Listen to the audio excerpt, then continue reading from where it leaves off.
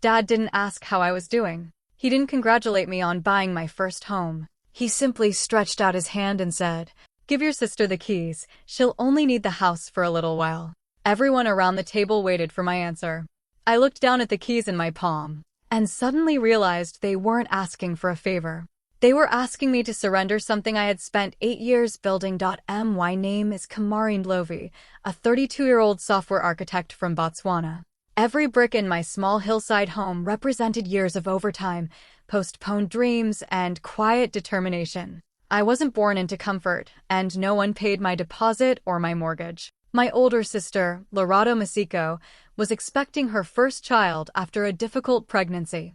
The entire family surrounded her with love, and I genuinely wanted the best for her. When Dad explained that climbing the stairs in her apartment had become difficult, I immediately offered to help. I just never imagined that helping would somehow become giving away my own home. Sunday lunch was meant to be a happy day. Our whole family gathered to celebrate my sister Lerato's baby shower. Everyone was smiling, laughing, and talking about the baby. Gifts covered the table, and relatives kept congratulating Lerato and her husband. I was happy for my sister too. She had gone through a difficult pregnancy, and I truly wanted everything to go well for her. I believed we were all there to celebrate her new journey into motherhood.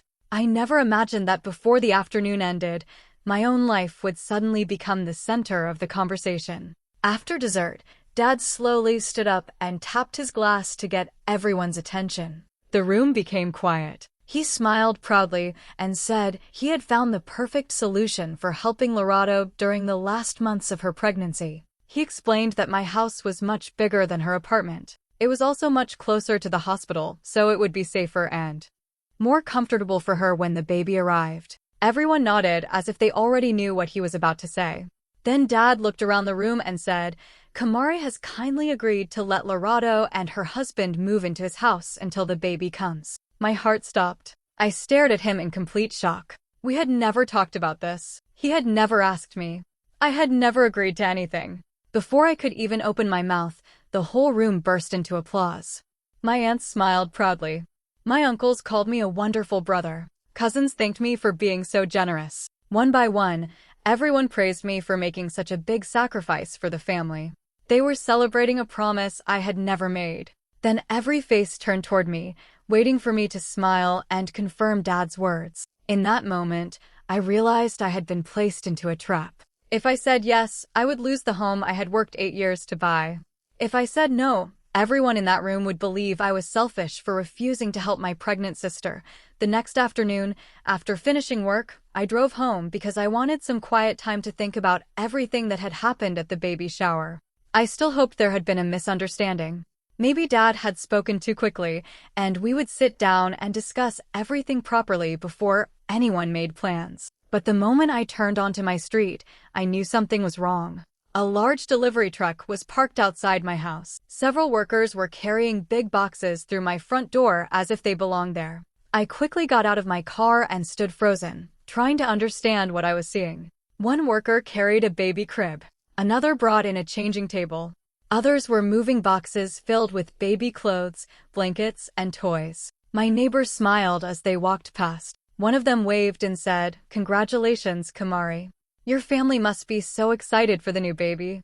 Another neighbor laughed and said, "It's wonderful that you're letting your sister stay here." I forced a small smile because I didn't even know what to say. Everyone believed this had been my choice. I rushed inside and looked around. My living room was full of unopened boxes. My furniture had been pushed aside to make space. When I walked to the guest room, I stopped at the door. The room I had carefully decorated for visiting friends had completely changed. The bed was gone. Soft, baby colors covered the walls. A crib stood near the window, and tiny clothes were hanging neatly inside the closet. It had already become a nursery. I turned to one of the movers and asked, "Who told you to do all this?" The man looked surprised by my question. He simply pointed outside and said, "Your father gave us the key and showed us where everything should go." I didn't say another word. I slowly walked through every room in my house. Everything felt different. The home I had spent 8 long years working to buy no longer felt like mine. Every corner reminded me that decisions had been made without me. Standing there, I realized something painful. My house had already been given away before anyone even cared what I wanted. That evening, I stayed in my house long after the movers had left. I looked around at the boxes, the baby furniture, and the room that no longer looked like a guest room. My mind was full of questions. I kept asking myself how everyone had entered my house so easily. I knew I had locked the front door before leaving for work that morning. No one should have been able to get inside without my permission. Then I suddenly remembered something I had not thought about in years. I walked to the small cabinet in the hallway where I kept important things. Inside were extra keys, old documents, and a few family papers. I opened the small box where I always kept my emergency spare key. It was empty. For a moment, I just stared at the empty space. Years ago, when I first bought the house, I had given Dad that spare key. At the time, it felt like the right thing to do. I trusted him completely. I thought it would only be used if there was a real emergency, like a fire, a broken pipe, or if I became sick while I was away. I never imagined it would be used to let people move into my house without even telling me. I picked up my phone and called Dad. When he answered, I asked him one simple question. Dad, did you use my spare key? He didn't sound surprised. He didn't even try to hide it. Yes, he replied calmly. I used it. I waited for an explanation or maybe an apology, but neither came. Instead, he said something that stayed in my heart long after the call ended. Kamari, family doesn't need permission. After he said those words, the line became quiet. I slowly put my phone down and sat on the couch. It wasn't the missing key that hurt me the most. I could always make another key. That was easy. What hurt was hearing Dad truly believe that being family gave him the right to make decisions about my home without asking me first. At that moment, everything finally made sense. Nobody in the family believed they had done anything wrong because they never thought my permission mattered. In their minds, love meant they could decide for me. They had stopped seeing the difference between caring for someone and taking control of something that belonged to them. That painful truth hurt far more than losing a spare key ever could. A few days later, I had to visit the hospital after work to drop off some documents for a friend. As I walked toward the parking area, I noticed a woman smiling at me. She walked over and introduced herself as Lorado's community midwife. I remembered seeing her once during one of my sister's medical appointments. She greeted me kindly and thanked me for supporting Lorado during her pregnancy. We stood outside the hospital talking for a few minutes. She spoke warmly about my sister and said Lorado had been doing her best to stay healthy after a difficult pregnancy. Hearing that made me happy because I truly wanted my sister and the baby to be safe. I told the midwife that everyone in our family was trying to help in different ways. As we continued talking, she mentioned something that immediately caught my attention. She explained that the clinic often helped expectant mothers who found it difficult to climb stairs or travel long distances. She said there were several ground-floor homes and short-term rental apartments available near the hospital. Some were supported by local community programs, while others were offered at affordable prices for families who needed them. They were clean, safe, comfortable, and only a few minutes away from medical care. She smiled and said, "We help many families find these places every year. It makes the last weeks of pregnancy much easier." I looked at her in surprise. I asked, "So families don't always have to move into a relative's home?" She gently shook her head. "Not at all," she replied. "Every family chooses what works best for them. There are usually several good options." Her answer stayed in my mind long after we said goodbye. As I walked back to my car, I couldn't stop thinking about what she had told me.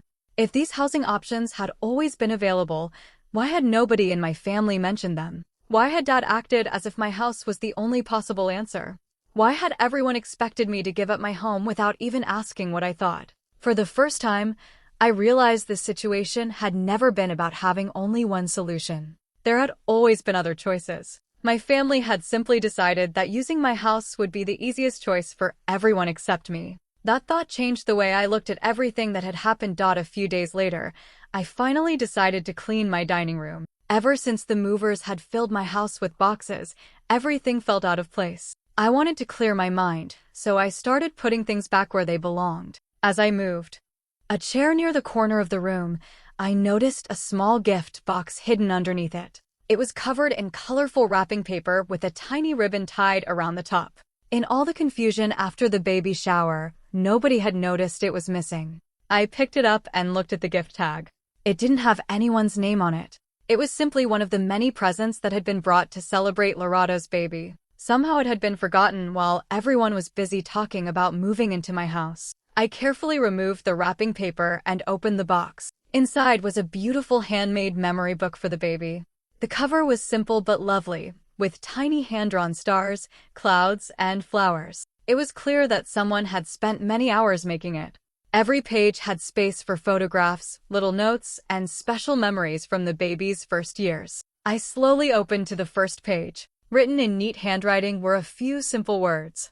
"May you always grow up in a home built on kindness and honesty." I read the sentence again, then one more time. Those few words touched me more deeply than every argument we had already had as a family. They were so simple, yet they described exactly what had been missing from everything that had happened. Everyone kept saying they were acting out of kindness. They wanted to help Lorado. They wanted the baby to be safe. Those were good intentions, and I never doubted that. But nobody had been honest with me. Dad had announced a decision before asking me. People had entered my house without my permission. Everyone praised my generosity before I had even spoken a single word. They called it helping, but they never gave me the chance to choose. As I sat quietly at the table with the memory book in my hands, I finally understood why everything had hurt so much. It wasn't because people wanted to support my sister. I wanted that too. It was because kindness loses its true meaning when honesty disappears. I gently closed the book and placed it back inside the box. The gift had never been opened during the baby shower, but the message inside it stayed with me every single day. From that moment on, whenever I questioned myself or wondered if I was being selfish, I remembered those simple words. A loving family should always be built on kindness and honesty together, never one without the other. As the planned moving day came closer, the excitement that everyone had felt after the baby shower slowly began to disappear.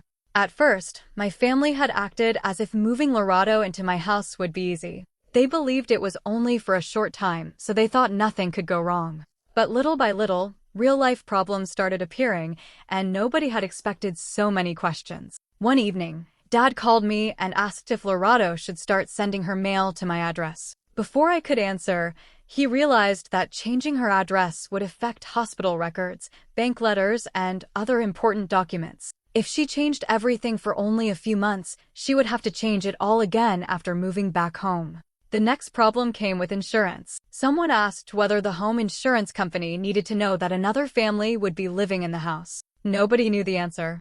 Then another relative wondered whose responsibility it would be if something inside the house was damaged. The conversation became quiet because nobody had thought about these things before. Soon after that, there were questions about electricity, water, and internet bills. Should the accounts stay in my name? Should they be changed to Lorado's? What if payments were missed? Every simple question seemed to create two new problems. Even our relatives started asking things that made everyone uncomfortable. One aunt asked, "If this is only temporary, how long is temporary?" Another uncle asked, "What happens if the baby is born early or if the doctors ask Lorado to stay longer?" Nobody had clear answer. For the first time, I noticed Dad becoming less confident. At the baby shower, he had spoken as if everything was already solved. Now he was forced to face the details he had never considered. I quietly watched the conversations without saying much. The truth was becoming clear to everyone. Calling something temporary did not make the real responsibilities disappear. A house was not just a place to sleep. It came with legal papers, bills, responsibilities, and many important decisions. Slowly, everyone began to understand that the plan Dad had announced so proudly was never as simple as it had sounded. What seemed like an easy family solution had become a complicated situation because it had been built without the most important step of all, asking the homeowner first. One evening, just as the sun was beginning to set, someone knocked gently on my front door. When I opened it, I was surprised to see Lorado standing there by herself. There was no sign of Dad. Her husband wasn't with her either. For the first time since everything had started, she had come alone. There were no relatives watching us, no family meeting, and no one waiting to hear who would win the argument. It was just the two of us. I invited her inside, and we sat quietly at the dining table. For a few moments, neither of us spoke. Then Lorado looked at me with tired eyes and took a deep breath. "I'm sorry, Kamari," she said softly.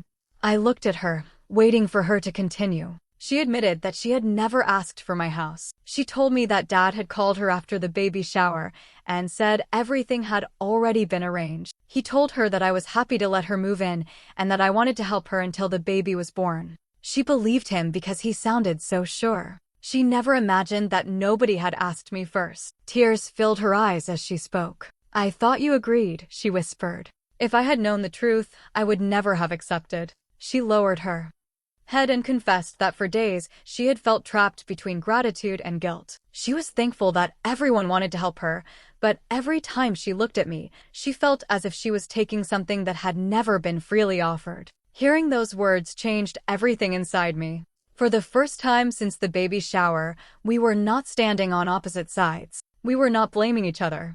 We were simply two brother and sister trying to understand how one decision had hurt both of us. We talked honestly for over an hour. We listened without interrupting. We asked questions instead of making accusations. As she stood to leave, I realized something important. The real problem had never been Lorado. The real problem was that other people had been speaking for both of us instead of allowing us to speak to each other from the very beginning. A few days later, Dad asked everyone to come together again at my parents' house. Just like before, the whole family gathered around the dining table. My aunts, uncles, cousins, and close relatives were all there. Most of them believed we were meeting to finish the plans for Lorado's move. They expected another discussion about dates, furniture, and what still needed to be done. The room was filled with quiet conversations as everyone waited for Dad to begin. Dad stood up and looked around the room. Before he could speak, Lorado slowly stood from her chair and walked across the room. Instead of standing beside Dad, she came and stood next to me. Everyone looked at her with surprise. She took a deep breath and spoke calmly. "I need everyone to hear this," she said. "I never asked Kamari to give me his house." The room became completely quiet. She continued, "Dad told me everything had already been arranged. He said Kamari had agreed. I believed him because I trusted him. But now I know my brother was never asked." She looked at me for a moment before turning back to the family. "I am going to become a mother very soon," she said. "Of course I want a safe place for my baby. But protecting my pregnancy should never mean ignoring my brother's rights or his boundaries." Nobody interrupted her. Nobody argued. For the first time since this whole situation had started, everyone listened. She continued, speaking with honesty. "If someone gives you something with love, it is a gift. But if people decide for you before you even have a chance to answer, that isn't kindness." Her words stayed in the room long after she finished speaking. I looked at Dad. He slowly turned his head and looked around the table.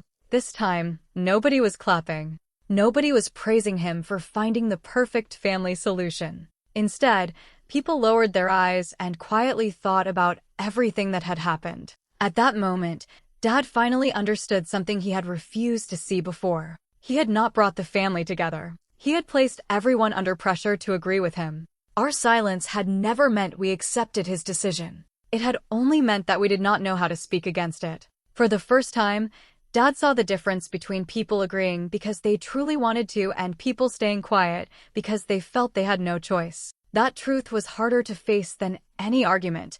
After that family meeting, everything slowly began to change. Nobody wanted another argument.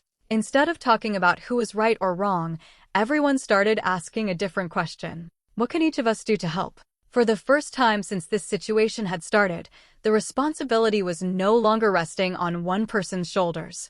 Every family member wanted to become part of the solution instead of expecting someone else to make all the sacrifices. A few days later, one of my uncles found a comfortable ground floor rental apartment only a few minutes from the hospital. It was safe, clean, and much easier for Lorado to move around during the final weeks of her pregnancy. Everyone agreed that it was a much better choice because it gave her comfort without taking away someone else's home. The apartment needed a little work before Lorado could move in. Without being asked, my cousins spent the weekend painting the walls and fixing small problems around the house. One uncle repaired a broken kitchen cabinet. Another relative installed brighter lights to make the rooms feel warm and welcoming. Lorado's friends brought baby furniture that their own children had outgrown. A neighbor donated a comfortable rocking chair. Another family friend gave them a dining table that was still in excellent condition. Little by little, the empty apartment started feeling like a real home. The kindness didn't stop there. People from the neighborhood created a simple meal schedule. After the baby was born, different families would prepare dinner on different days so Lorado and her husband could spend more time caring for their daughter instead of worrying about cooking. Watching everyone work together made me smile. Nobody expected me to hand over my house anymore. Nobody asked one person to solve every problem alone. Each person gave what they could. Some gave time, some gave furniture. Others gave money, food, or practical help. For the first time, I truly felt what a family should be. Helping was no longer something forced onto one person through guilt or pressure. It became something people freely chose because they cared. Looking around at everyone working side by side, I realized the strongest families are not the ones where one person carries every burden. They are the ones where every person carries a small part, making the load lighter for everyone. That was the kind of family we were finally becoming. Several months passed, and life slowly became peaceful again. Lorado gave birth to a beautiful, healthy baby girl, and the whole family celebrated together. The difficult weeks were finally behind us.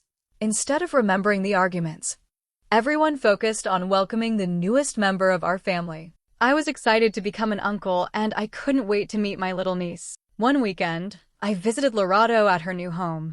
The apartment looked warm and full of life. Baby pictures decorated the walls, tiny clothes were folded neatly in a basket, and soft blankets covered the little crib. It wasn't a large house, but it was filled with happiness. Looking around, I could see that this place truly belonged to Lorado and her growing family. She placed the baby gently in my arms, and I smiled as my niece wrapped her tiny fingers around one of mine. In that quiet moment, all the stress and pain from the past seemed much smaller than before. Before I left, Lorado walked over to a small table and picked up a gift box. "This is for you," she said with a gentle smile. I opened the box slowly. Inside was a single key. For a second, I looked at it without understanding. Then Lorado laughed softly. "It's not the key to your house," she said. "It's the key to mine." I looked up at her.